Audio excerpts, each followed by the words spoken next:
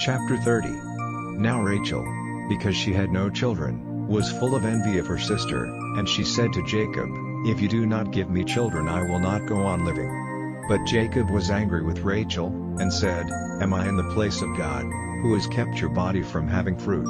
Then she said, "Here is my servant Bilhah, go into her, so that she may have a child on my knees, and I may have a family by her."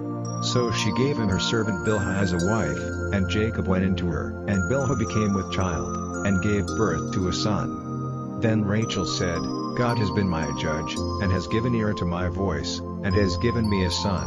So he was named Dan. And again Bilhah, Rachel's servant, was with child, and gave birth to a second son. And Rachel said, "I have had a great fight with my sister, and I have overcome her," and she gave the child the name Naphtali.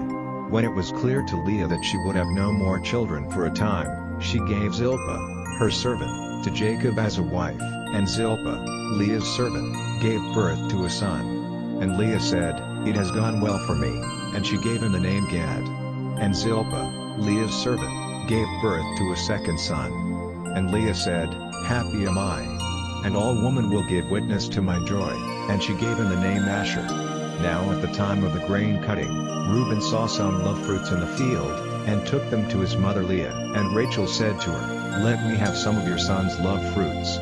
But Leah said to her, "Is it a small thing that you have taken my husband from me? And now will you take my son's love fruits?" Then Rachel said, "You may have him tonight in exchange for your son's love fruits." In the evening, when Jacob came in from the field, Leah went out to him and said, "Tonight you are to come to me, for I have given my son's love fruits as a price for you." And he went into her that night. And God gave ear to her, and she became with child, and gave Jacob a fifth son. Then Leah said, "God has made payment to me for giving my servant girl to my husband." So she gave her son the name Issachar. And again Leah became with child, and she gave Jacob a sixth son. And she said, "God has given me a good bride price, now at last will I have my husband living with me, for I have given him 6 sons," and she gave him the name Zebulun. After that she had a daughter, to whom she gave the name Dinah.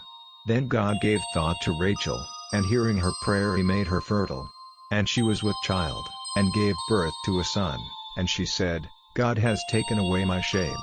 And she gave him the name Joseph, saying, "May the Lord give me another son."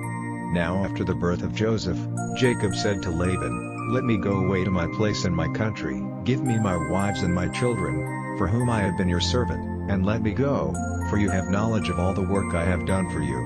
And Laban said, "If you will let me say so, do not go away, for I have seen by the signs that the Lord has been good to me because of you. Say then what your payment is to be, and I will give it."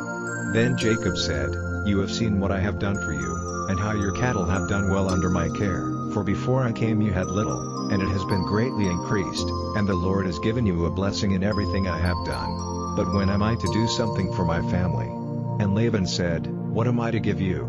And Jacob said, "Do not give me anything, but I will again take up the care of your flock if you will only do this for me. Let me go through all your flock today, taking out from among them all the sheep which are marked or colored or black, and all the marked or colored goats. These will be my payment, and so you will be able to put my honor to the test in time to come. If you see among my flocks any goats which are not marked or colored, or any sheep which is not black, you may take me for a thief." And Laban said, "Let it be as you say."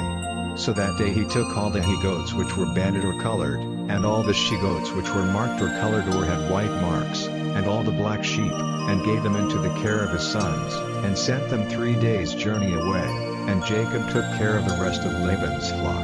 Then Jacob took young branches of trees, cutting off the skin so that the white wood was seen in bands.